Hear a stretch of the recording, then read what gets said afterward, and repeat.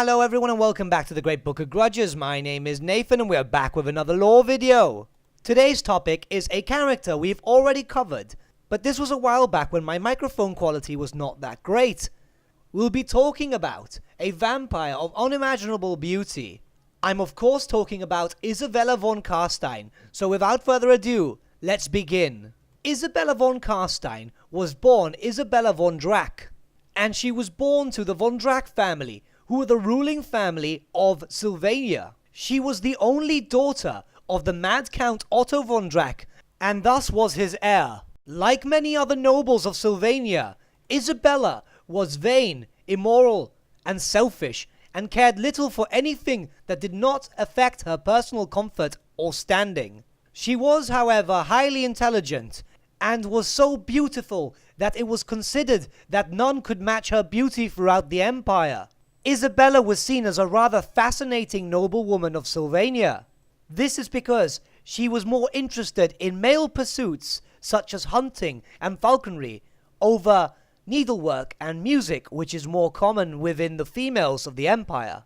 She had suitors, but not many, because regardless of her unnatural beauty, not many would be willing to risk ruling over the lands of Sylvania. Otto would also make sure that some of her suitors would mysteriously go missing if they were from Sylvania itself, as nothing would infuriate the Count, even in death, so much than having one of his rivals rule over his land. Because of this, Isabella had yet to marry or produce a male heir, and Otto was getting sick and close to death. As Otto got sicker and sicker, it seemed like his brother Leopold would be the one to take over the mantle of Elector Count of Sylvania, with Otto swearing that he'd rather marry off his daughter to a demon than let his brother inherit the title. One night, a black coach arrived at Castle Drakenhof, and a stranger from a foreign land demanded entry. He was handsome, with long pitch-black hair, tall, and unnaturally pale. He claimed to have been of noble descent, and that he had come for Isabella's hand in marriage. This man's name was Vlad von Carstein, the being that would later shape Sylvania's future. Otto was desperate, and in an effort to secure that his brother would not become the next Elector Count of Sylvania, readily accepted. Although Isabella knew nothing of this man, she was pleased that her uncle would not rule over Sylvania. That very night, Isabella and Vlad were married, and henceforth Isabella would be known as Isabella von Carstein. Otto passed away shortly after, and in the next morning, Leopold was found dead, having mysteriously fallen off the highest tower at the von Drac estate. This made Isabella the last living von Drac. As time progressed, the marriage of Isabella and Vlad seemed to grow out of a marriage of convenience to something more, as when it became apparent that Isabella would not be swayed by Vlad's charm and constantly rebelled against his will, he instantly fell in love with her, and as time went by, she fell in love with him. She knew from the very beginning that this stranger was not human, but went along with his plans nonetheless, and over time she started to develop feelings for him. When it became apparent that she was starting to grow older and older, she begged her husband for the blood kiss in order to stay by his side forever. However, Vlad resisted, as he knew the pains of being a vampire, and did not wish his beloved to suffer the same. He had resisted from turning his wife for many, many years, until she had fallen sick. Isabella was dying, and Vlad was fully aware of this. He also knew that he could simply not carry on living without her, and reluctantly gave her the blood kiss. And thus Isabella rose again as a vampire, to forever be at Vlad's side. They ruled together as equals for many years, with Isabella being the only person, living or dead, whose advice he trusted the most. She would teach him the ways of the Sylvanian court and about the wider empire, and everything that there is to be a Sylvanian noble.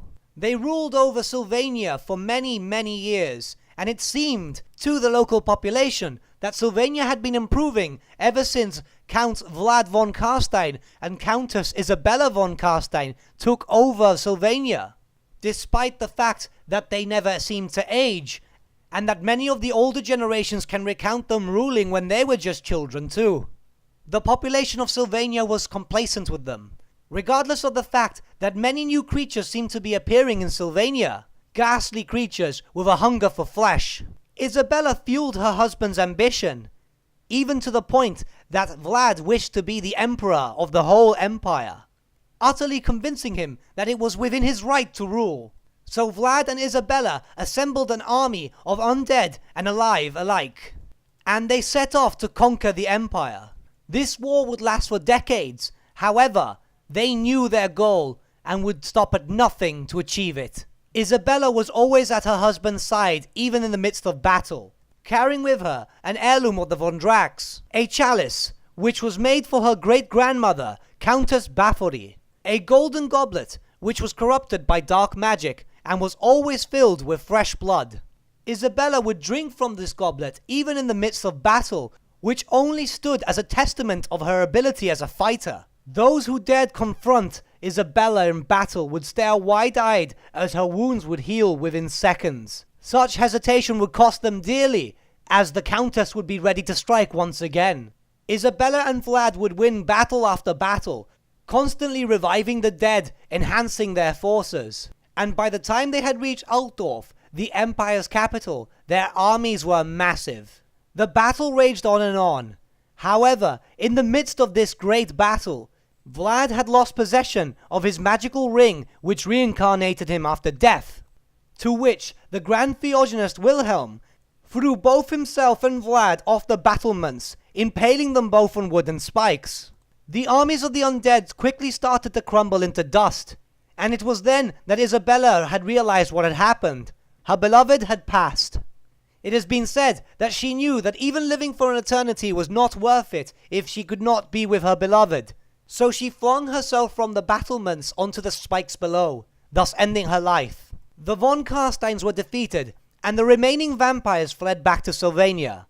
Vlad and Isabella were destroyed, and their many years of ruling together had come to an end.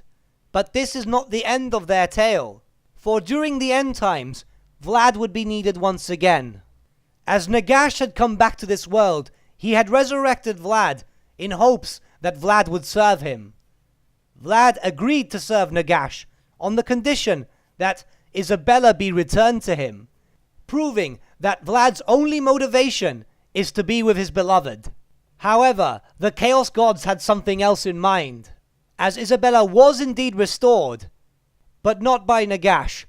The Chaos God Nurgle had plans for Isabella von Carstein. He restored her to unlife, and twisted her to be the ideal tool for destroying the undead. Her body was then possessed by a demon, and she led a huge army of Nurgle demons to invade Sylvania. Nurgle distorted the truth of their love, and she grew to hate the undead. She would lead Nurgle's armies against the undead, besting them at every opportunity, even going as far as making Manfred von Carstein flee and killing Luther Harken. She and her armies would ravage Sylvania, until then turning to meet Archeon the Ever-Chosen at Middenheim. There, Isabella confronted her husband, and the both did battle. However, Vlad was unwilling to destroy his love. Vlad, who had reacquired his magical ring, forced it to Isabella, grabbed hold of her, and threw them both onto the battlements below, where both were impaled and killed. This mirrored his first death at Altdorf. Since Isabella had possession of Vlad's magical ring, she returned, with the demon within her purged from her body, but she was in a severely weakened state. Luckily, Queen Neferata had found her, and carried her to Castle Stirnist, where they awaited the end of the world. Both Vlad and Isabella suffered a true death. The world that was had ended, and they were never to return. So ends the story of Isabella von Carstein. And with that, my friends, we have come to the end of our lore video. Thank you so much for watching. Might I suggest giving the video a like, as it really does help the channel out.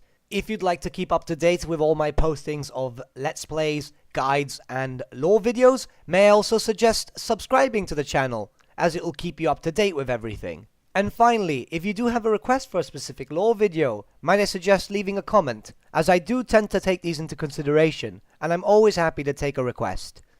Once again, thank you so much for watching, and I'll see you all again soon. Until then, adios.